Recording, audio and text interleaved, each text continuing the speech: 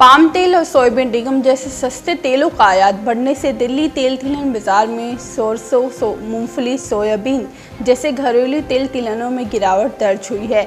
जबकि मांग होने के बावजूद मंडी में कम आवक होने के कारण सरसों तिलहन और तेलों की कीमतों में पूर्वोत्तर बनी हुई है।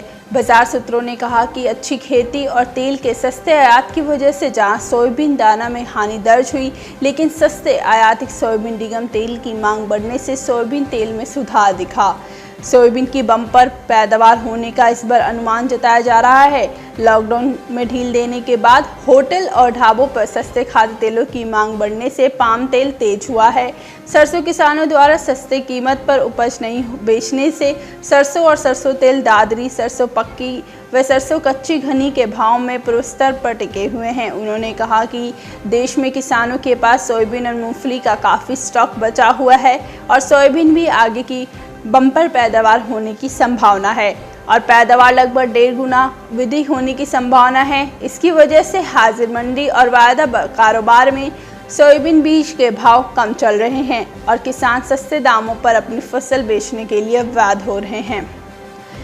सस्ते आयातित तेलों की मांग में के आगे सोयाबीन और मूंगफली तेल के भाव महंगे बैठते हैं, जिसके कारण तिलहन किसानों को लागत निकालना मुश्किल हो रहा है। उन्होंने कहा कि अगस्त में सांगली की सोयाबीन की फसल महाराष्ट्र में आ जाएगी और 1.5 महीने बाद मध्य प्रदेश की फसल मंडियों में आएगी। इस बार पैदावार बम्पर होने की संभावना के कारण उद्योग मंत्रालय को देश के तिलहन किसानों के हित में सस्ते आयातित तेलों पर आयात शुल्क में वृद्धि कर घरेलू तेलों का प्रतिस्पर्धी बनाने के बारे में फैसला लेना चाहिए, क्योंकि पाम तेल पर आयात शुल्क के संदर्भ में देश का निर्यातक देशों के साथ करार समाप्त हो चुका है।